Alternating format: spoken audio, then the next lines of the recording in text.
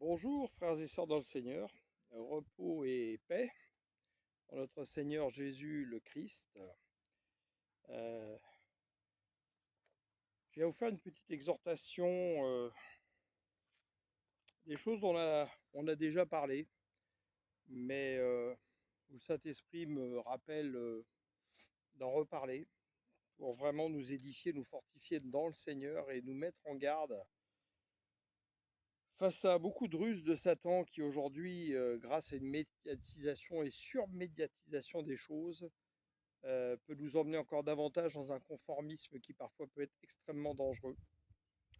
N'oublions jamais ce que le Seigneur nous dit, hein, que étroite est la porte, étroit est le chemin resserré, peu le trouvent, et large est la porte, beaucoup s'y engouffrent. Donc ayons ça à l'esprit et j'espère que vous aimez la parole parce que on va s'appuyer sur la parole pour dire toute chose. J'espère que vous écouterez jusqu'au bout. Je vous rappelle que cette chaîne n'est pas monétisée. Qu'il y ait 10 vues ou 10 000 vues, ça ne changera strictement rien nous concernant. C'est vous qui vous privez, malheureusement, si vous êtes dans ce conformisme du monde qui ne vise qu'à regarder des shorts ou le fil d'actualité Facebook où on défile et en 10 secondes on pense qu'on a tout appris. C'est très difficile de grandir dans la pensée de Christ si on n'a pas faim et soif. Le Saint-Esprit nous donnera selon notre faim et notre soif. Et si nous ne travaillons pas ardemment à grandir dans le devenir de Christ par la pensée de Christ, en étudiant l'esprit qui est derrière la parole, en fait, parce que toute parole a été instruite par le Saint-Esprit, en particulier tout ce qui est messianique, c'est compliqué de faire grandir notre être intérieur avec la puissance de Jésus qui a été déposée en nous par le Saint-Esprit et nous renouveler notre intelligence, notre sagesse dans l'intelligence, la connaissance de Christ avec l'aide du Saint-Esprit. Donc, j'ai appelé cette exhortation « Ils vous livreront aux païens ». C'est ce que m'avait dit le Seigneur en juillet 2022 dans un voyage missionnaire qui s'est improvisé en une semaine avec justement une des personnes que le Seigneur m'avait envoyées pour m'instruire, Paul-David Diady, qui est quelqu'un de très bien et qui est vraiment un spécialiste de la pensée de Christ, qui connaît très bien qui a très bien compris en fait que l'Ancien Testament est la prophétie de Jésus et le Nouveau Testament l'esprit de la prophétie, et qu'après la Pentecôte, nous devons nous-mêmes, si nous travaillons avec le Saint-Esprit qui est le conducteur absolu, la parole vivante, régénérée par l'Esprit du Seigneur. Et nous devons vraiment arriver à ce stade. C'est un travail en longueur, ça ne se fait pas comme ça. On progresse tous. Que personne, y compris moi-même, ne se croit arriver dans le Seigneur. Le chemin est long. La parole nous demande de nous examiner nous-mêmes, d'examiner toutes choses, d'examiner les esprits pour voir l'esprit de vérité et l'esprit d'erreur, l'esprit de mensonge. Nous devons donc être alertes, veiller, garder les yeux sur Christ, garder notre âme ancrée dans la vérité, disposer notre cœur pour le Seigneur. Bref, chercher le Seigneur, la connaissance du Seigneur Jésus, le Christ, le Oint, le Sauveur, le Saint d'Israël, le Shiloh, l'Emmanuel de Dieu, notre Seigneur, Yahweh Adonai, celui qui est le Seigneur, euh, en priorité dans notre vie, dans notre chemin et dans notre parcours à travers les églises. N'oublions jamais, ne confondons jamais les églises des hommes et l'église que Christ édifie, qui ne se voit pas avec des yeux humains, qui est une église où vous êtes consacrés dans le cœur par l'Esprit. Donc, qui sont ces ils? Ils vous livreront aux païens. Donc, j'ai pris ça, bien sûr, comme là, je ne suis pas chez moi, je suis invité pour pouvoir justement, j'ai recopié les paroles, etc., que ce soit plus facile et qu'on gagne du temps. Eh bien, à l'époque, c'était les pharisiens, donc ceux qui étaient dans les synagogues, les sadducéens, etc. Et aujourd'hui, en fait, ce sont les mêmes, euh, plus un groupe qui s'est ajouté quelque part, mais qui fait partie d'eux quelque part aussi.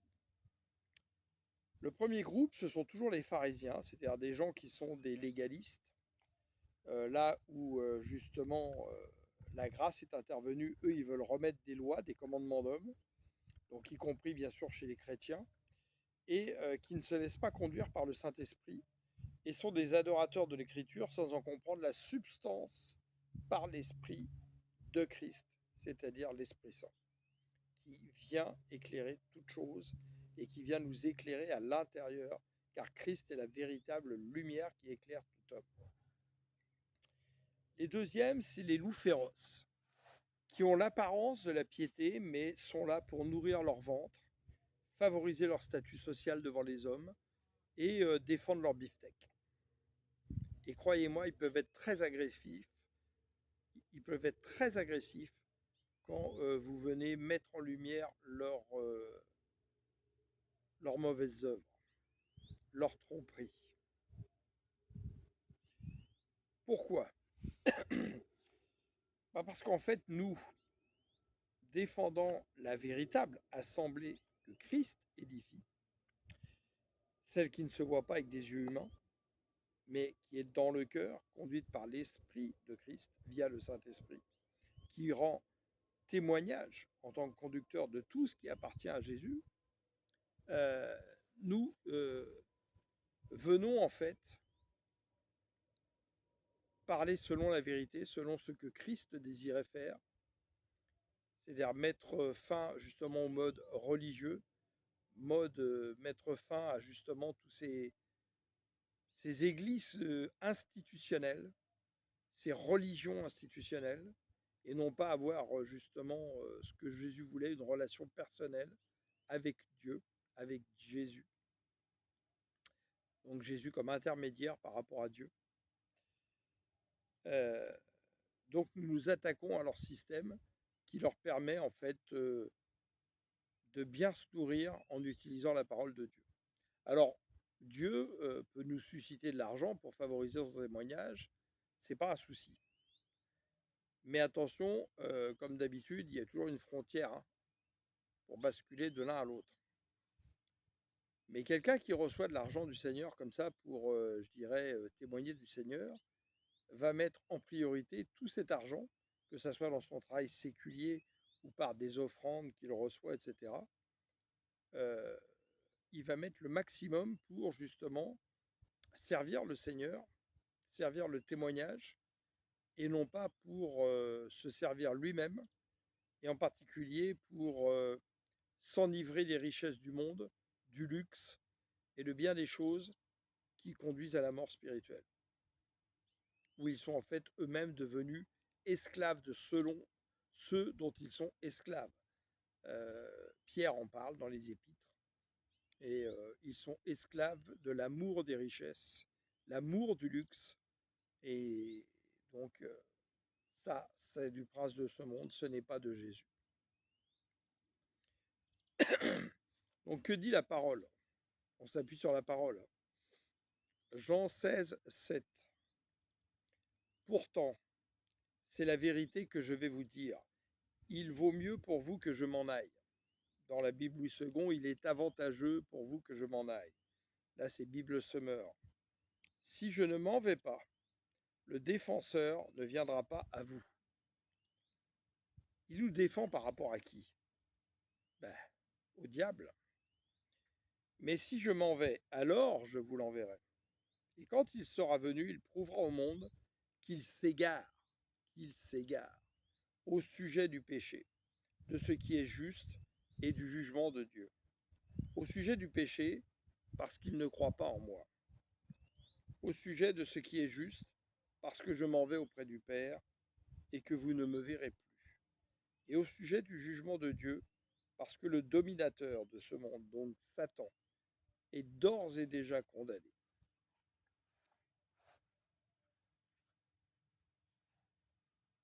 Christ a bien dit, justement, par rapport à l'œuvre de la croix, je voyais Satan tomber comme un éclair.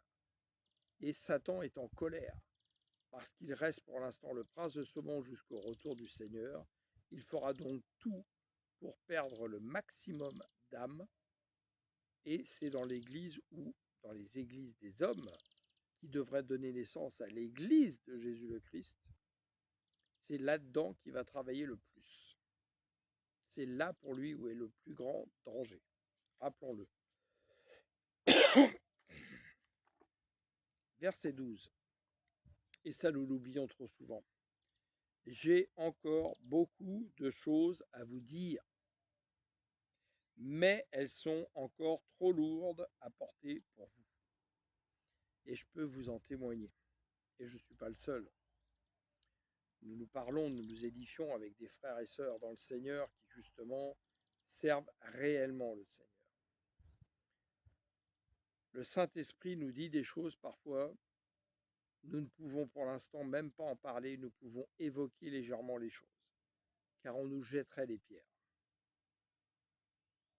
Parce que ça vient lutter justement contre les idées reçues, le conformisme, les faux raisonnements, et des gens qui sont parfois les plus connus sur la toile aujourd'hui dans ceux qui parlent au nom du Seigneur et qui ne servent peut-être pas le Seigneur, si vous voyez ce que je veux dire. Méfions-nous. Ces gens-là souvent viennent se glorifier eux-mêmes, glorifier leur ministère et non pas le Christ. Et regardons comment ils vivent, regardons qui ils fréquentent et ça peut nous renseigner. Quand l'Esprit de vérité sera venu, donc il est venu, le Saint-Esprit, il vous conduira dans la vérité toute entière, donc dans la plénitude de la vérité qui est Christ. Car il ne parlera pas de lui-même, mais tout ce qu'il aura entendu, il le dira, et il vous annoncera les choses à venir. Verset 14. Il manifestera ma gloire, car il puisera dans ce qui est à moi, donc ce qui est à Christ, et vous l'annoncera. Tout ce que le Père possède m'appartient, à moi aussi. Voilà pourquoi je vous dis qu'il puisera dans ce qui est à moi et vous l'annoncera. Dans peu de temps, vous ne me verrez plus, puis encore un peu de temps, et vous me reverrez. Donc là, il leur parle de la résurrection. Il y a des choses que le Saint-Esprit me révèle, mais également à des frères et sœurs, c'est ce que je vous ai dit, et avec qui Dieu m'a mis en contact, dont je ne peux pas aujourd'hui vous parler de peur qu'on me jette des pierres. Le temps n'est pas encore venu. Dieu lui-même va venir confondre ceux qui prétendent appartenir au Seigneur, mais le Seigneur ne les connaît pas. Car c'est lui qui va mettre en lumière ce qui est caché et les dévoiler. Certains n'ont jamais appartenu au Seigneur, d'autres ont connu le Seigneur, mais se sont égarés à cause de la soif des richesses de ce monde, du statut social, de vouloir être adoré par les hommes, etc. Ça, c'est un grand piège de Lucifer dans les assemblées.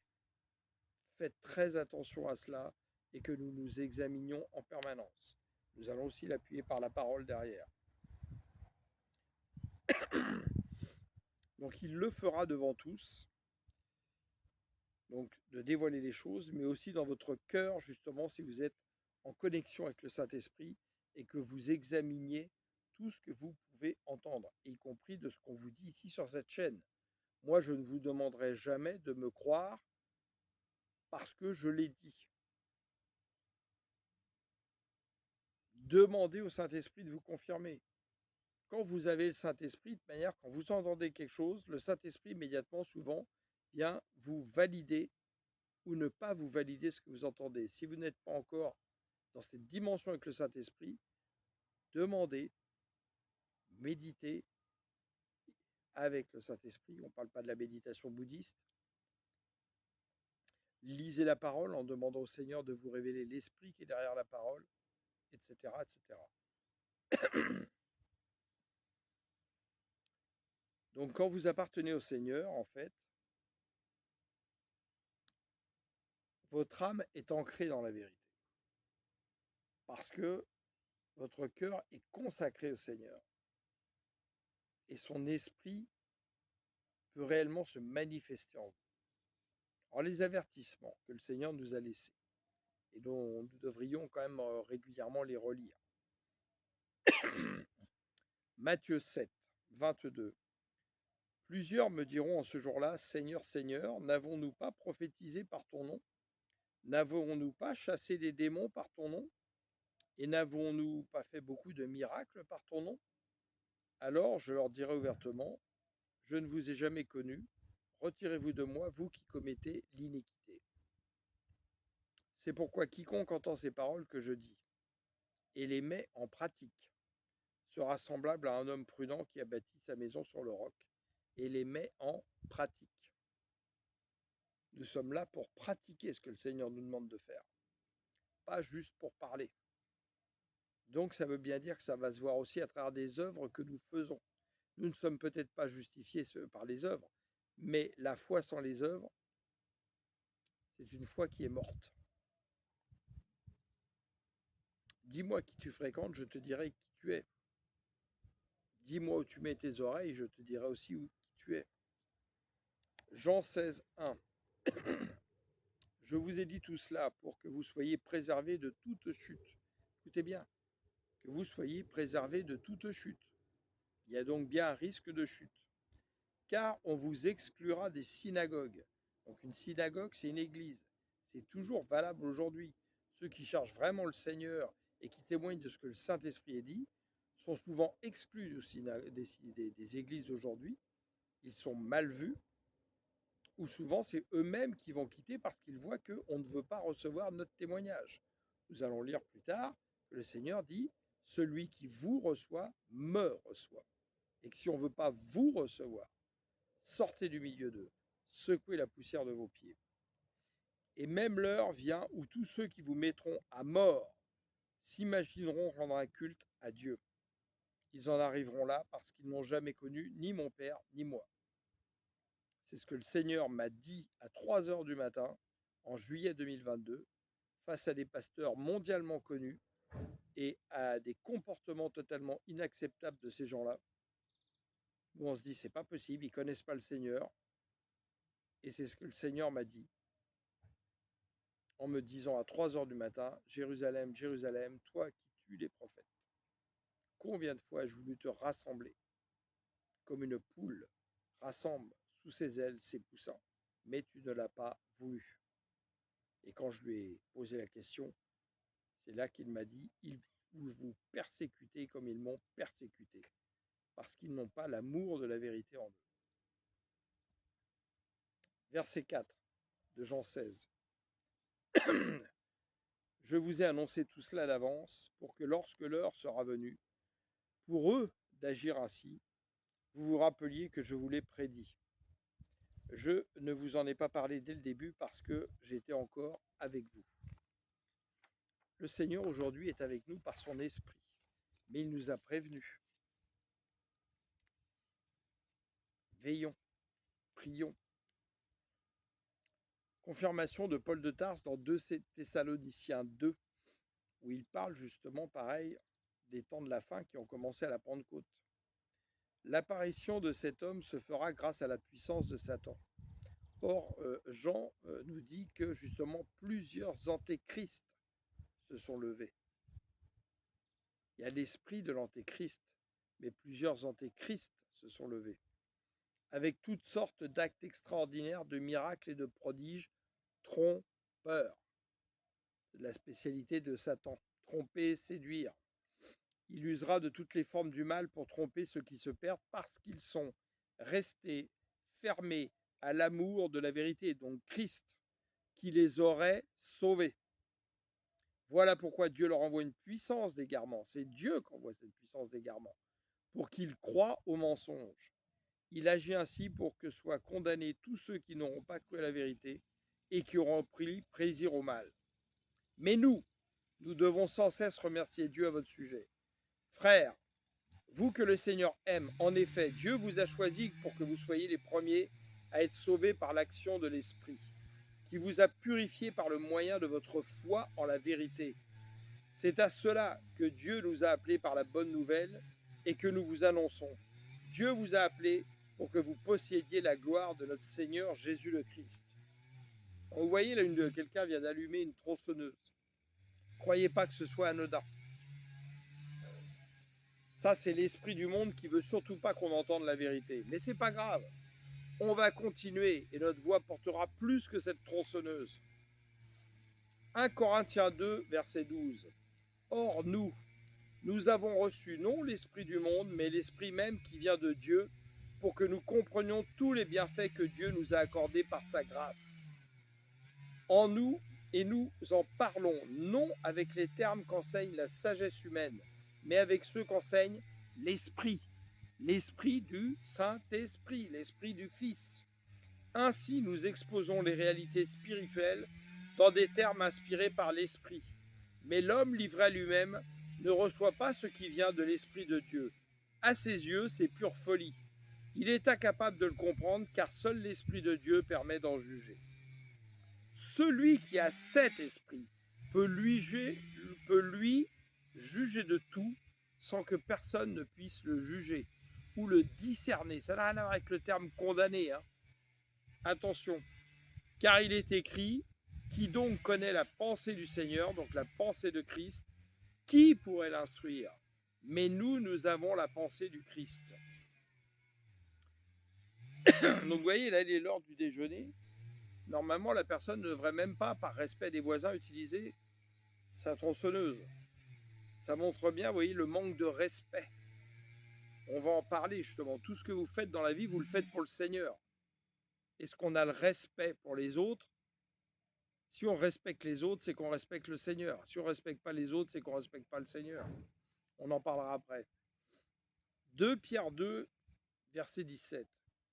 Ces enseignants de mensonges sont comme des sources qui ne donnent pas d'eau, comme des nuages poussés par la tempête.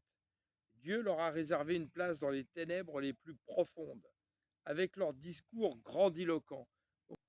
On reprend, j'ai repris le cadrage parce que mon téléphone glissait. Je suis désolé. Donc en 2 Pierre 2, 17,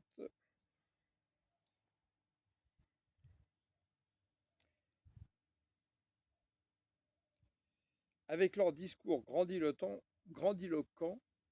mais creux, donc des discours habiles, séducteurs, ils cherchent pour satisfaire leurs désirs, tout humain, à appâter par l'attrait de la sensualité ceux qui viennent à peine d'échapper au milieu des hommes vivant dans l'erreur. Donc justement, c'est les jeunes dans la foi qui doivent faire très attention. Et le Seigneur va vous laisser exprès, je dis bien exprès, aller dans des églises justement où il y a du mensonge ou des demi-vérités pour voir si vous êtes accroché à la vérité et voir ce que vous allez faire. Est-ce que vous allez continuer à rester dans ces églises pour être des idolâtres de ces ministères et de ces pasteurs, ou est-ce que vous allez plus faire confiance à l'Esprit du Christ qui parle par le Saint-Esprit? Examinez tout ce que vous entendez, tout ce qu'on vous dira. Ils leur promettent la liberté. Écoutez bien, alors qu'ils sont eux-mêmes esclaves des passions qui les mènent à la ruine, car tout homme est esclave de ce qui a triomphé de lui. Quand vous êtes aujourd'hui attaché plus à votre statut social dans l'Église, au fait qu'on vous appelle prophète, docteur, pasteur ou je ne sais quoi, ou big prophète ou archevêque général en chef, si vous êtes plus attaché aujourd'hui à votre voiture, la première qui coûte 350 000 euros, la deuxième qui en coûte 250 000, votre maison qui coûte 2 millions de dollars, je suis désolé, mais c'est eux votre maître, c'est plus Jésus. Vous pouvez dire tout ce que vous voulez, justifier tout ce que vous voulez. Vous êtes des menteurs. Vous pouvez dire écoutez-moi très bien. Vous êtes des menteurs. Si après, on continue au verset 20, si après s'être arraché aux influences corruptrices du monde par la connaissance qu'ils ont eue de notre Seigneur et Sauveur Jésus le Christ, donc on parle des gens qui ont connu le Seigneur, ils se laissent de nouveau prendre et dominer par elle, leur dernière condition est pire que la première. Ça, c'est le péché qui mène à la mort. Avoir renié Jésus après l'avoir connu. Ils auraient mieux valu pour eux ne pas connaître le chemin d'une vie juste, plutôt que s'en détourner après l'avoir connu et d'abandonner le saint commandement qui leur avait été transmis. Il confirme la vérité de ces proverbes. Le chien retourne à ce qu'il a vomi et la truie à peine lavée se vautre de nouveau dans la boue. Donc restons focus sur le Seigneur, comme quand Jésus est sorti de la barque, les yeux fixés sur le Seigneur. Quand il a commencé à détourner les yeux, il a coulé. C'est un symbole très clair que le Seigneur nous montre. Et la pensée de Christ avec l'aide du Saint-Esprit. Et ouvrons grand nos oreilles spirituelles, notre cœur bien disposé pour le Seigneur. Demandons à Dieu de nous examiner, de nous reprendre, nous corriger, nous châtier. 1 Jean 4,4. Vous, mes enfants, vous appartenez à Dieu et vous avez la victoire sur ces prophètes de mensonges. Alors vous remarquez qu'on parle sans arrêt quand même des prophètes de mensonges dans le Nouveau Testament. Et quand certains de ces hommes de Dieu qui sont connus sur la toile mondialement, on leur parle de ça, ils se détournent, ils se faufilent. C'est curieux, hein? Et j'ai vécu, en connaissant très bien certaines de ces personnes, comme je vous parle là, l'un en face de l'autre, etc., à plusieurs reprises. Quand vous voulez rentrer dans les profondeurs de Christ, dans la pensée, dans la parole avec eux, eh bien, c'est plus les mêmes discours que vous entendez dans l'église. Ils ont des discours qui sont creux. Vous n'êtes pas édifié dans ce qu'ils vous disent. Pourquoi? Parce que dans leur prédication, ils excitent les gens. Ils vous emmènent dans l'excitation. C'est pourquoi ils hurlent, ils parlent fort, ils vous demandent de parler fort, d'hurler, parce qu'ils sont très malins. Ils savent que l'âme qui marche dans l'émotionnel va être touchée. Cette âme qui a été corrompue par le sang, l'âme est dans le sang, et qui réclame cette excitation. Or, le Saint-Esprit, il ne hurle pas. Il vous parle comme ça, le Saint-Esprit. Il vous murmure dans votre tête. Le Seigneur n'était pas dans le grondement du tonnerre, dans le vent qui fracassait. Il était dans le murmure. C'est dans le silence qu'on entend le mieux la voix du Seigneur. Pas besoin d'hurler. Vous pouvez être dans une église et dire Alléluia, que le Saint-Esprit qui a ressuscité le Christ vienne vous régénérer maintenant au nom de notre Seigneur Jésus le Christ, le Fils de Dieu. Pas besoin d'hurler. Eux, ils font partie du monde, verset 5. C'est pourquoi ils tiennent le langage du monde, et le monde les écoute. Oui, ils tiennent le langage du monde. Ils n'arrêtent pas de parler de la prospérité, de la réussite dans votre vie. Ce n'est pas le problème. Le problème, vous pouvez réussir dans votre vie avec l'aide du Seigneur. Mais qu'est-ce que dit la parole? Cherchez le royaume et sa justice. Le royaume, il appartient à Jésus, qu'il remettra au Père à la fin. Et la justice de Dieu a été faite par Jésus à la croix. Donc, cherchez en premier Jésus, à connaître au fond de vous Jésus, pour que le Fils vive en vous. Ce n'est plus vous qui vivez, c'est Christ qui vit en vous. Et le reste vous sera donné par-dessus tout. Mais si vous cherchez à vouloir d'abord le reste, vous allez devenir esclave du reste. Mais vous ne serez pas dans l'esclavage des chaînes de Jésus, qui est un bon esclavage, un bon joug, le repos du Seigneur. Verset 6, nous appartenons à Dieu. Celui qui connaît Dieu nous écoute, mais celui qui n'appartient pas à Dieu ne nous écoute pas. De cette manière, nous pouvons distinguer l'esprit de la vérité, donc de Jésus, et l'esprit de l'erreur, celui qui vient du monde, donc de Satan. Verset 7, mes chers amis, aimons-nous les uns les autres, car l'amour vient de Dieu. Celui qui aime est né de Dieu et il connaît Dieu. Qui n'aime pas n'a pas connu Dieu, car Dieu est amour. Voici comment Dieu a démontré qu'il nous aime. Il a envoyé son Fils unique dans le monde que, par lui, nous ayons la vie. Voici en quoi consiste l'amour. Ce n'est pas nous qui avons aimé Dieu, mais c'est lui qui nous a aimés. Aussi a-t-il envoyé son Fils pour apaiser la colère de Dieu contre nous en s'offrant pour nos péchés. Mes chers amis, puisque Dieu nous a tant aimés, nous devons nous aussi nous aimer les uns les autres, mais avec l'amour du Christ, pas l'amour humain. Et comment on peut aimer les autres avec l'amour du Christ? Si Christ grandit en nous, si l'Esprit de Christ par le Saint-Esprit grandit en nous. Sinon, c'est l'amour humain, l'amour humaniste. Aussitôt qu'il va y avoir quelque chose qui va arriver, c'est fini, l'amour va tomber direct.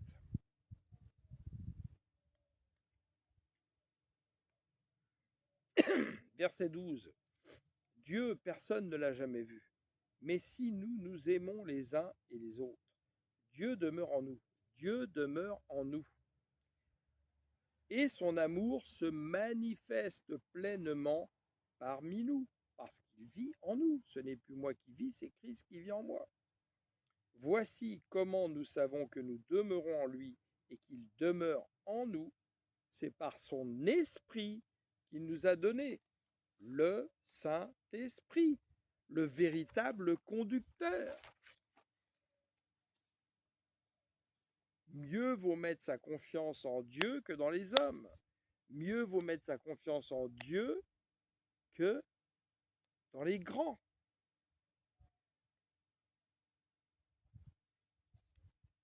Alors je vous le dis parce que pareil, aujourd'hui il y a tellement de choses bizarres, vous voyez. Parfois vous voyez avec une bague, la bague que vous voyez là, vous voyez, elle représente le Christ. Marié avec le Christ, hein. Ce n'est pas des choses lucifériennes ou franc-maçonnes. Hein. Matthieu 7, 12. Tout ce que vous voulez que les hommes fassent pour vous, faites-le de même pour eux, car c'est la loi des prophètes. Entrez par la porte étroite, car large est la porte, spacieux est le chemin qui mène à la perdition. Il y en a beaucoup qui entrent par là, mais étroite est la porte. Resserrez le chemin qui mène à la vie. Il y en a peu qui les trouvent. Vous croyez que le Seigneur a dit ça comme ça? Il ne savait pas quoi dire ce jour-là? Gardez-vous des faux prophètes. Pourquoi il nous a dit ça, à votre avis? Vous croyez que ça concernait que les gens à l'époque de Jésus? Ils viennent à vous en vêtements de brebis, mais au-dedans, ce sont des loups ravisseurs. Ils viennent vous ravir Christ pour vous emmener vers le prince de ce monde. Vous les reconnaîtrez à leurs fruits. Cueille-t-on des raisins sur des épines ou des figues sur les chardons? Tout bon arbre porte de bons fruits, mais les mauvais arbres portent de mauvais fruits, etc., etc. Vous lisez jusqu'au verset 21. Ceux qui me disent Seigneur, Seigneur n'entreront pas tous dans le royaume des cieux, mais celui-là seul qui fait la volonté de mon Père qui est dans les cieux.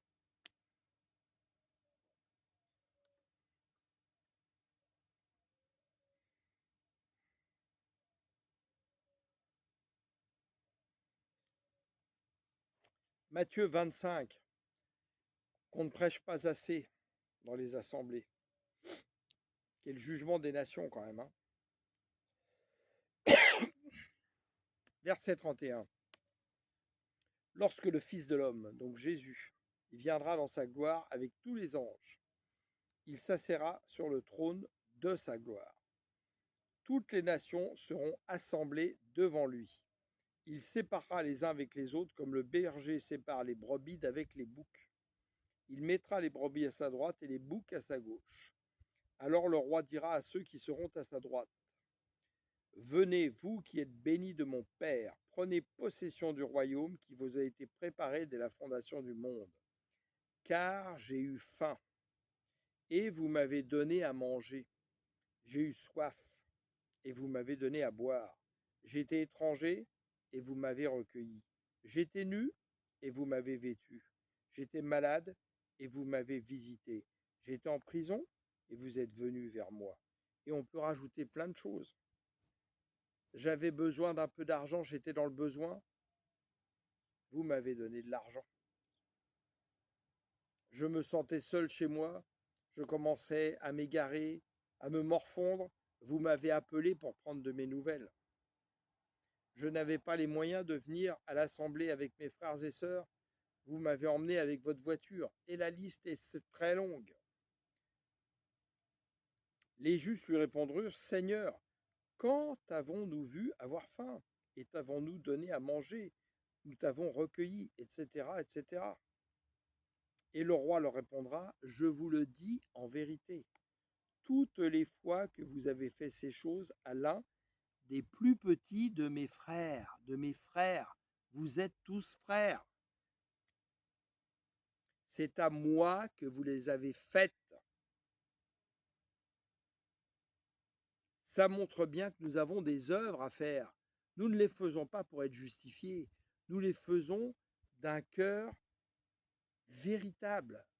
Parce que en Christ, le Saint-Esprit nous donne l'esprit d'un serviteur, pas un esprit pour être servi, pas un esprit pour écraser les autres. Au contraire, un esprit pour aider les autres sans arrêt. Et tout ce que nous faisons pour les autres, nous le faisons pour le Seigneur. On va continuer, la parole le confirme. Ensuite, il dira à ceux qui sont à sa gauche, retirez-vous de moi, maudits, allez dans le feu éternel qui a été préparé pour le diable et pour ses anges, car j'ai eu faim et vous ne m'avez pas donné à manger, etc. Donc il reprend tout l'inverse. Et à la fin, donc, il leur répondra, je vous le dis en vérité, toutes les fois que vous n'avez pas fait ces choses, ou toutes les fois que vous avez manqué de les faire, en version Louis II, ces choses à l'un de ces plus petits, c'est à moi que vous ne les avez pas faites. Et ceux-ci iront au châtiment éternel, mais les justes à la vie éternelle. Matthieu 23, 1. Alors Jésus, parlant à la foule et à ses disciples, dit, les scribes et les pharisiens sont assis dans la chaire de Moïse. Faites donc et observez tout ce qu'ils vous disent. Mais n'agissez pas selon leurs œuvres, car ils disent et ne font pas. Ils lient des fardeaux pesants et les mettent sur les épaules des hommes, mais ils ne veulent pas remuer le petit doigt. Ils font toutes leurs actions pour être vus des hommes, donc conserver leur statut social. Ainsi, ils portent de larges phylactères, ils ont de longues franges à leurs vêtements, ce qu'on voit toujours aujourd'hui et de plus en plus, y compris dans les églises évangéliques qui sont en train de se catholiciser. Ils aiment la première place dans les festins, donc être reconnus, qu'on les appelle « Oh, prophète, pasteur, prophète des nations, docteur. » Qu'on les idolâtre. Tu n'aimeras et adoreras que ton Dieu. Et être appelé par les hommes rabbi, donc maître. Mais vous, ne vous faites pas appeler rabbi, car un seul est votre maître, et vous êtes tous frères. Frères! Le Seigneur vous a donné la fonction d'être pasteur, d'être docteur. Ne vous présentez pas, je suis le pasteur Michel, je suis le docteur Michel, je suis le pasteur Bernard ou je ne sais quoi. Je suis le frère Michel. À vous de dire quelle est la fonction que le Seigneur a donnée à celui qui parle. Qu'est-ce que dit Jésus? Mais vous, qui dites-vous que je suis? Tu es le Christ, le Fils de Dieu. Et c'est le Saint-Esprit qui a donné cette révélation à Pierre. C'est le Saint-Esprit qui vous donnera la révélation de celui qui vous parle, de qui vraiment il est. Qu'est-ce que le Seigneur a fait avec lui? Comment il l'a institué? Dans quelle fonction? Et il peut vous instituer dans plusieurs fonctions selon ce qu'il a besoin de vous à cet instant ou à un autre. Et n'appelez personne sur la terre votre Père, car un seul est votre Père. Alors pourquoi on continue d'appeler des gens pères dans l'Église et justifier par de tradition le fait qu'on dit le contraire de ce que dit la parole de Dieu? Je ne comprends pas. Je suis désolé, je ne comprends pas. Ne vous faites pas appeler directeur, qui est la même chose que maître, car un seul est votre directeur, le Christ. Le plus grand parmi vous sera votre serviteur. Ceux-là que vous idolâtrez aujourd'hui dans les églises devraient être d'abord des serviteurs. Or, ce qu'ils veulent, c'est être servis pour la plupart. Quiconque s'élèvera sera abaissé, et quiconque s'abaissera sera élevé. Malheur à vous, scribes et pharisiens hypocrites, parce que vous fermez aux hommes le royaume des cieux. Vous n'y entrez pas vous-même et vous n'y laissez pas entrer ceux qui veulent entrer. C'est toujours le cas aujourd'hui, malheureusement, dans beaucoup d'églises des hommes qui ne sont pas l'église que Christ édifie. Soyez prudents. Faites attention.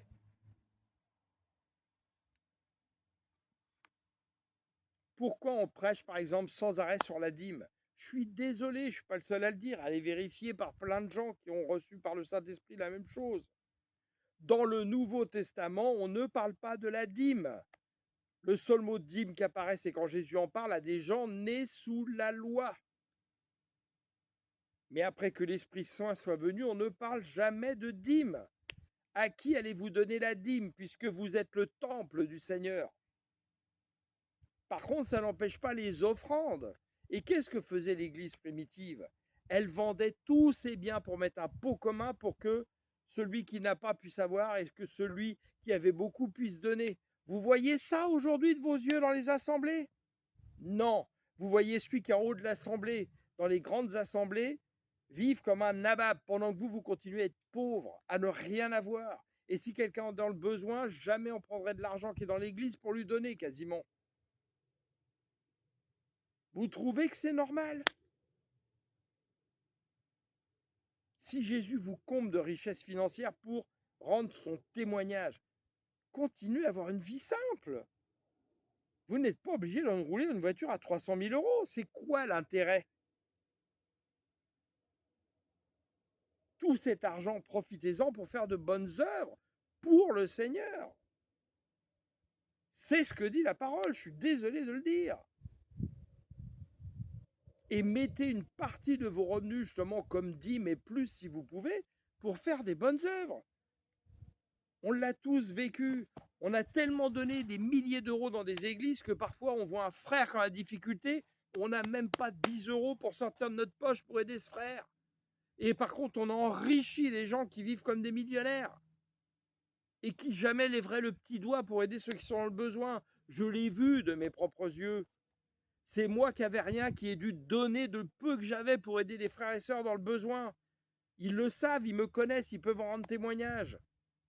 Quand ils ont demandé à ces pasteurs millionnaires, on leur a dit non, non, le Saint-Esprit m'a dit que tu n'as pas besoin.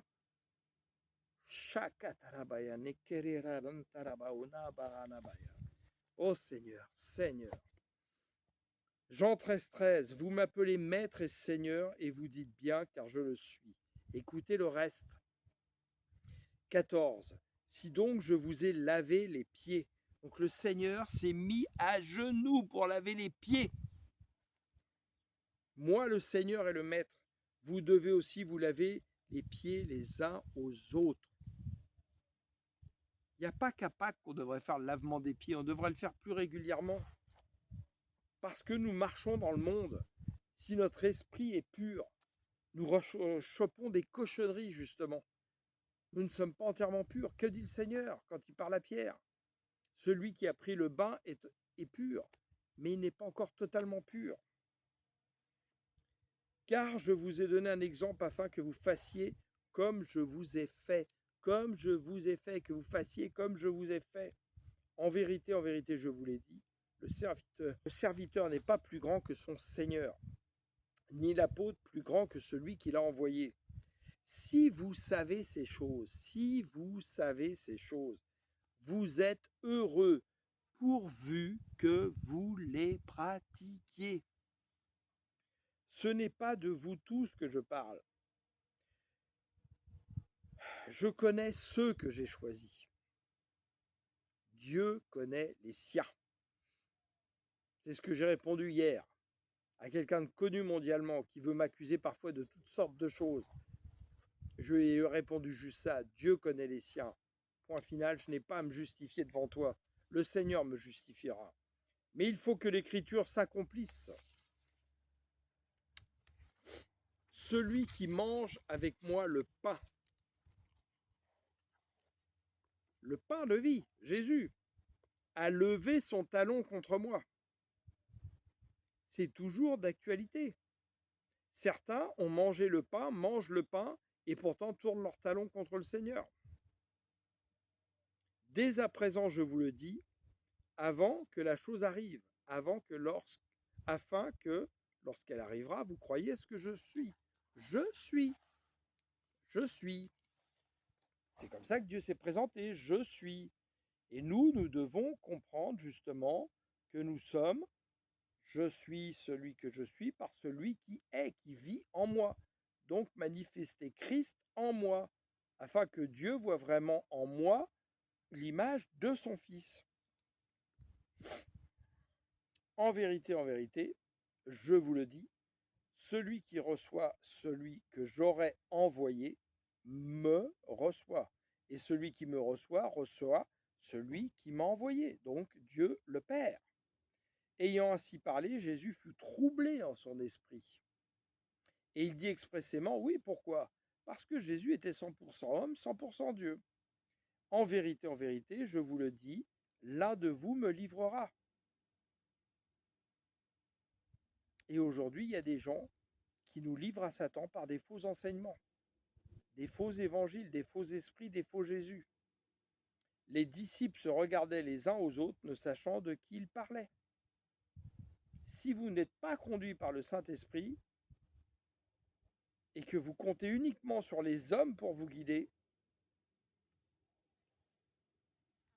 ça va être très compliqué.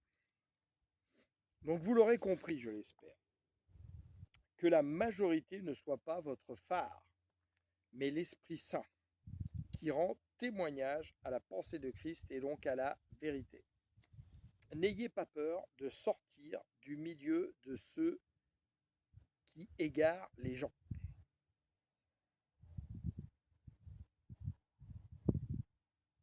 Regardez comment ils vivent, regardez les fruits qu'ils portent. Est-ce que vous vous sentez transformé?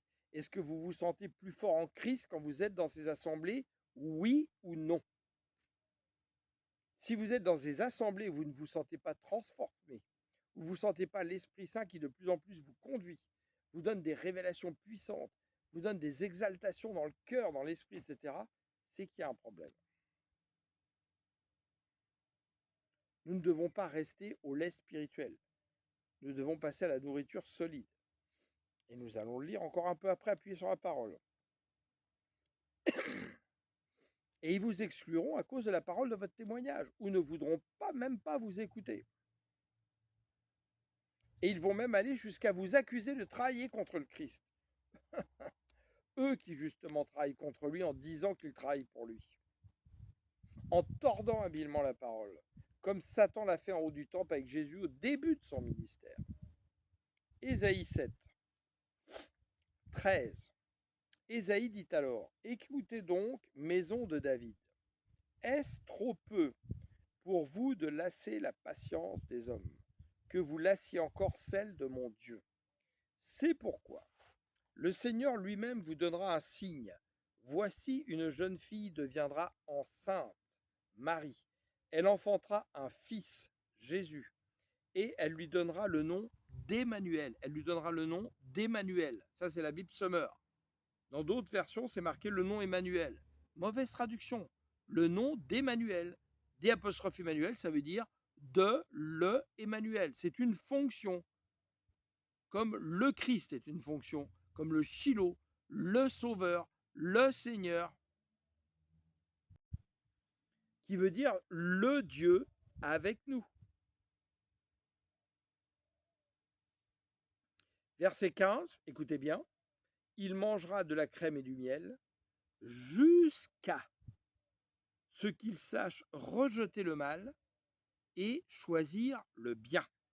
C'est la même chose pour vous et moi. Nous devons apprendre à rejeter le mal et à choisir le bien. Mais avant que l'enfant sache rejeter le mal et choisir le bien, le pays dont tu crains les 2 rois sera abandonné. Matthieu 4, qui est en rapport avec ce qu'on vient de lire. Alors Jésus fut emmené par l'Esprit dans le désert pour être tenté par le diable. Donc vous voyez que c'est bien l'Esprit, le Saint-Esprit, qui a amené Jésus pour qu'il soit tenté par le diable. Moi, Dieu m'a emmené dans des églises d'égarement pour voir justement si j'allais être tenté par le diable. C'est la même chose. Ce que Jésus avait vécu, vous allez le vivre ici. Après avoir jeûné 40 jours et 40 nuits, il eut faim. Le tentateur, donc Satan, s'étant approché de Dieu, lui dit, si tu es fils de Dieu, regardez bien déjà, si tu es fils de Dieu, il n'a pas dit si tu es le fils de Dieu, ordonne que ces pierres deviennent des pains. Jésus répondit, il est écrit, l'homme ne vivra pas de pain seulement, mais de toute parole qui sort de la bouche de Dieu. Donc on voit bien, on va continuer à travers cette expérience que Jésus vient toujours s'appuyer sur la parole de Dieu qui est inspirée par le Saint-Esprit. Et donc vous avez besoin de connaître la parole de Dieu. Si vous ne connaissez pas la parole de Dieu, vous allez répondre comment à Satan? Si Satan vient vous parler avec des paroles tordues, vous allez faire comment? Vous ne connaissez pas la parole de Dieu, donc vous épouserez la parole tordue. Vous avez un travail à faire. Hein. Si vous écoutez juste des shorts ou des enseignements de 10 minutes parce que vous ne voulez pas passer 2 heures avec le Seigneur, c'est votre choix. Mais après, ne vous étonnez pas de ce qui arrive. Verset 5. Le diable le transporta dans la ville sainte, donc Jérusalem, le plaça sur le haut du temple et lui dit, si tu es fils de Dieu, jette-toi en bas, car il est écrit, il donnera des ordres à ses gens à ton sujet, ils te porteront sur leurs mains, de peur que ton pied ne heurte contre une pierre. C'est le psaume 91 qui cite. Hein. Satan connaît mieux la parole que vous et moi. Hein. Ne l'oubliez jamais. Hein. C'est lui qui mettait le sceau à la perfection, pour la louange, pour le Seigneur. Hein. Jésus lui dit, il est aussi écrit, tu ne tenteras point le Seigneur ton Dieu. Verset 8. Le diable transporta encore sur une montagne très élevée, lui montra tous les royaumes du monde et leur gloire. Et il lui dit, je te donnerai toutes ces choses si tu te prosternes et m'adores. C'est exactement ce qu'on fait aujourd'hui dans beaucoup de grandes assemblées. On veut vous donner les choses de ce monde pour que vous vous prosterniez devant celui qui vous dit ces choses et qui est envoyé par son propre maître, et que vous adoriez ce maître, Satan, que vous adoriez les choses du monde.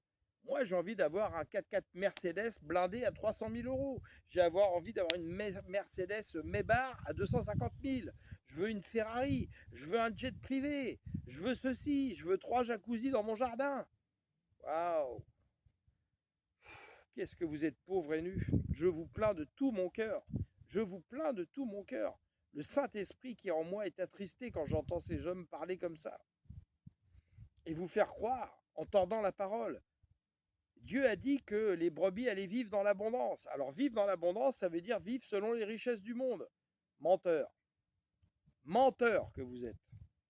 Jésus lui dit, retire-toi, Satan, car il est écrit, tu adoreras le Seigneur, ton Dieu, et tu le serviras lui seul.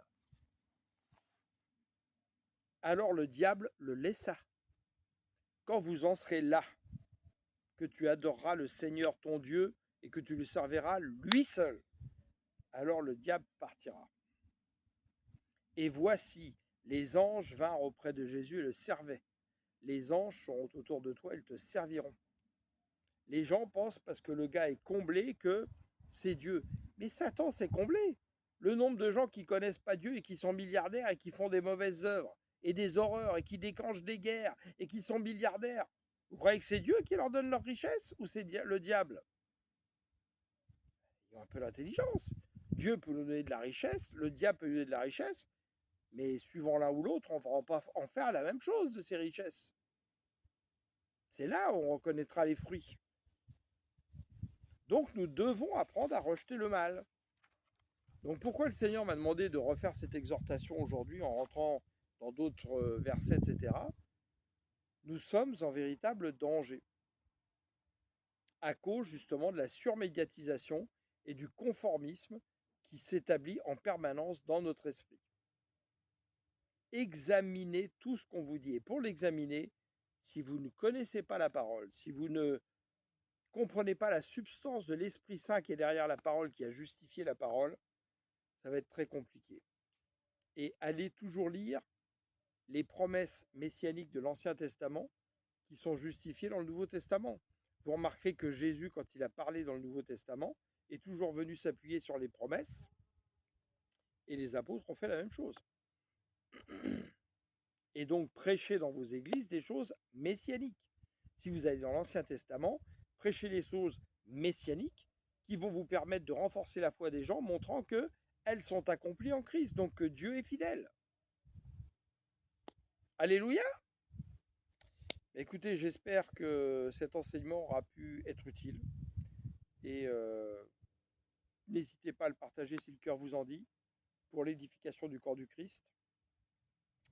Et rendons toute la gloire à notre Seigneur, Jésus, le Christ, le Fils de Dieu, notre Sauveur, le Saint d'Israël, et à son Père qui nous l'a envoyé par son amour, par sa grâce imméritée manifestée en Christ, Yeshua Mashiach.